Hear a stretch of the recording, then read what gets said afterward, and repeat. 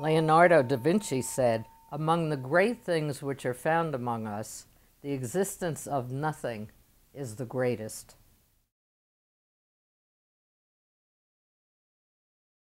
I'm interested in ideas. I have covered ideas in my journalism, and I have thought about ideas since college, where I was a philosophy major. I find that ideas are the bubbles in the wine of life. Ideas are passion with me,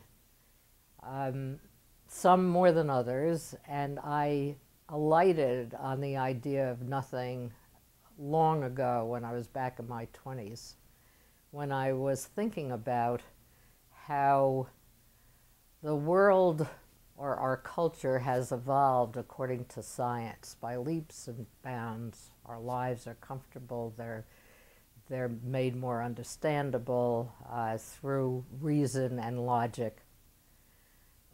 But it seemed to me that we had not kept pace with our moral and spiritual development, particularly since the atom bomb. I'm a child of the atom bomb. It was detonated when I was 14 years old, and it was in our consciousness. And I was thinking about how we really needed to evolve, and our religion and our philosophy didn't seem to be doing that. Particularly our philosophy was going down a path of logical positivism, where we were, if I can use a metaphor, taking apart the parts of a watch in order to get an understanding of time. And it seemed that we needed a new metaphor or a new symbol that was acceptable to science, but didn't throw away the wisdom of the heart, the wisdom of religion, the wisdom of philosophy. And I started to think about the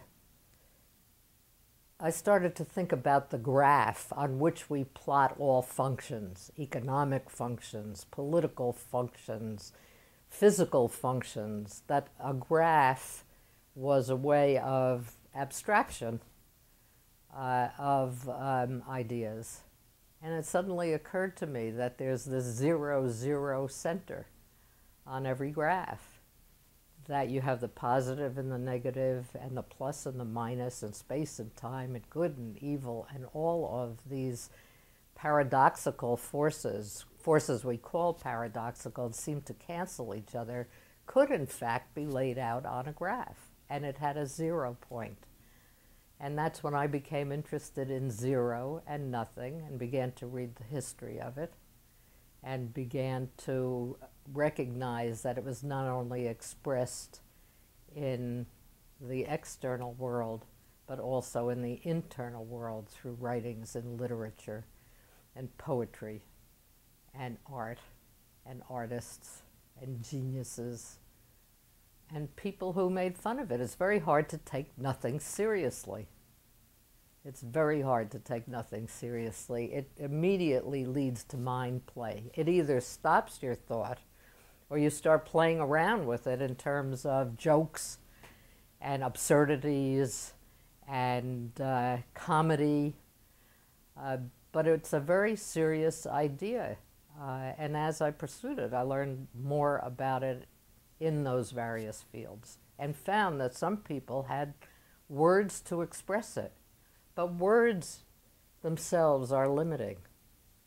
And if you try to express it in our language, in English, and probably in other languages as well, it leads to paradox. And we are a society that is wed in our language and our categories of thought to reason and logic. And nothing is paradoxical in our language. A can't be A and not A all at once, except they can. That nothing and something go together.